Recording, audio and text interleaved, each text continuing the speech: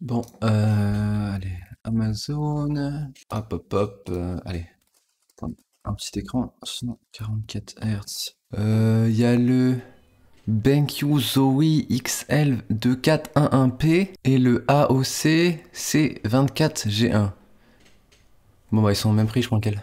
Salut tout le monde et bienvenue dans l'auberge. Alors aujourd'hui on va parler des 4 choses que vous devez faire attention quand vous achetez un écran, c'est-à-dire la dalle, le taux de rafraîchissement, l'input lag et les choses plus pratiques et ergonomiques sur votre écran, par exemple un pied réglable ou un USB. Je vais faire ça rapide et efficace, allez c'est parti. La dalle c'est quoi? La dalle c'est le système d'affichage de votre écran. En gros sur le marché on en retrouve 3 principales. D'abord la dalle TN, la dalle la plus rapide et la moins chère. Ensuite, on a la dalle VA qui performe super bien dans les contrastes et qui a l'atout de pouvoir être incurvée. Et ensuite, la dalle IPS qui est une dalle qui performe très bien dans les couleurs et dans les angles de vue. C'est très rare aussi, mais on peut aussi retrouver les dalles OLED, mais en fait elles sont surtout présentes dans les écrans des téléphones. Donc il n'y a quasiment aucune chance que vous trouviez une dalle OLED dans un écran passé.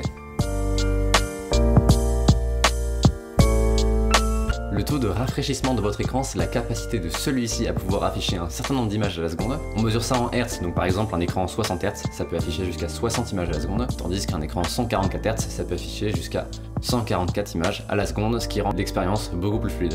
Et là, faut faire attention parce qu'il y a une confusion que beaucoup de gens font encore, c'est la confusion entre le nombre d'images par seconde que votre PC peut générer, c'est-à-dire votre FPS, et le taux de rafraîchissement de votre écran. Mettons que vous jouiez à Rainbow Six à 100 FPS. D'ailleurs, j'ai très bonne vidéo de Rainbow Six dans les fiches. Et que votre écran soit un écran 60 Hz.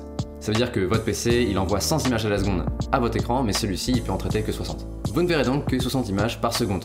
En soi, si vous jouez à 60 ou 100 FPS, vous verrez pas la différence. A l'inverse, si vous tournez Rainbow Six à 60 FPS, que vous aviez un écran 60 Hz à l'époque, et que vous avez décidé d'upgrade vers un écran 144 Hz, eh bien vous verrez pas de différence non plus.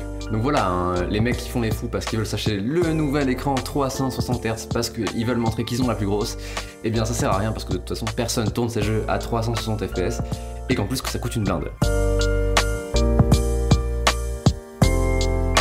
La latence ou l'input lag de votre écran, ça correspond au temps que l'écran met à afficher une image que le PC lui envoie. Ça regroupe 3 choses, d'abord le temps de traitement de l'image, le temps d'actualisation et le temps de réponse. Malheureusement dans les specs de l'écran, il y a indiqué que le temps de réponse, et en général c'est dans le cas optimal. Par exemple, le temps que votre écran met pour passer d'un pixel noir à un pixel blanc, c'est pas le même que votre écran pour passer d'un pixel gris à un autre pixel gris. Dans la plupart des cas, les vendeurs d'écran gamers font du marketing pour dire que leur écran a un temps de réponse de moins d'1 milliseconde parce que, oh mon dieu, c'est très rapide. Mais ça ne raconte pas toute l'histoire de l'input lag parce que le temps de traitement et le temps d'actualisation sont mis de côté. Un écran qui prétend à un temps de réponse de 1 milliseconde peut très bien avoir un input lag de 10 millisecondes au total, tandis qu'un écran de 4 millisecondes dans les specs peut très bien avoir un input lag de 8 millisecondes au total. Ce qui fait de lui un écran plus rapide que l'écran très rapide parce qu'il a 1 milliseconde. Du coup, si les marketeurs nous mentent, comment on fait pour savoir le vrai input lag d'un écran? Et bien malheureusement, la solution, y en a qu'une, c'est d'aller voir une review de quelqu'un qui parle de cet écran et de son input lag.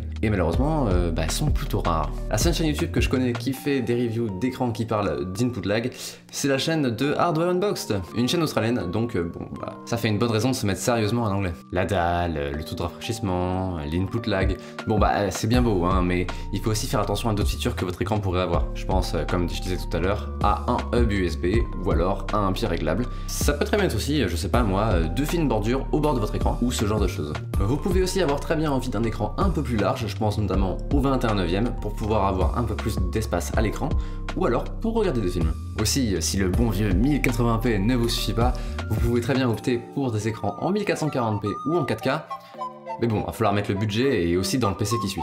Donc voilà, si vous cherchez un écran, vous tapez vos specs principales sur YouTube, à la fin il meurt.